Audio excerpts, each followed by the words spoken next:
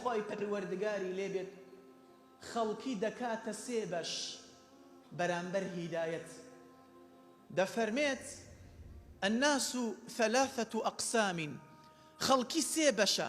بەشێکی راشد هو الذي عرف الحق واتبعه، دوميني غاو هم الذين عرفوا الحق، هم الذين عرفوا الحق وعملوا بخلافه. سيميني ضال هو الذي لم يعرف الحق بالكلية. خەڵکی سێ بەشن، چوارەمینی تێدا نییە.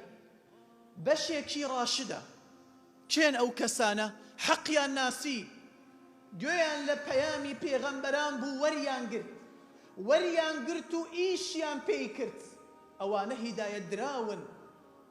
بەشی دووەم کەوا ئیبلیس و قوتابیەکانی ئیبلیسن، ئەو کەسانن کەوا حەقیان ناسی، زانیان حەق چییە، بەڵام هەستان ئیشیان کرد بە پێچەوانەکەی. سەیەمینی ضال گومڕا کێیە؟ ئەو کەسەیە کەوا ئەسڵەن حەقی نەناسیوە. بۆیە خۆشەویستان، ئێمە الحەمدولله حەق دەناسین، الحەمدولله موحدین، الحەمدولله شوێنکەوتەی محەممەدین عەلەیهی سەڵات وەسەلام.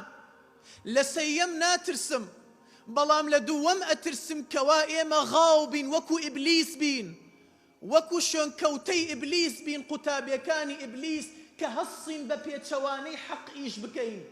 وەکو کێ؟ وەکو بەلعامی کوڕی باعوڕا، ئەم زەلامە کەوا لەگەڵ موسا بوو، خوای پەروەردگار دەفەرمێت ئاتەیناه من ئایاتینا.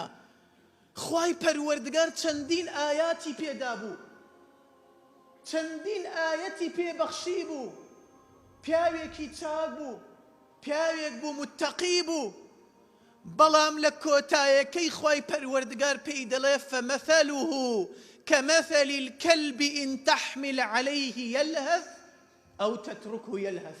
نمونەی ئەو کەسە وەکو نمونەی سەگێک وایە پەرژین بێ لە ڕووی ئێوەی خۆشەویست. بۆ ئەی خوایە تۆ ئاەتت پێی بەخشی بوو، بۆ لە کۆتاییدا شوبهاندت بە سەگ پەرژین بێ لە ڕووی ئێوەی خۆشەویست؟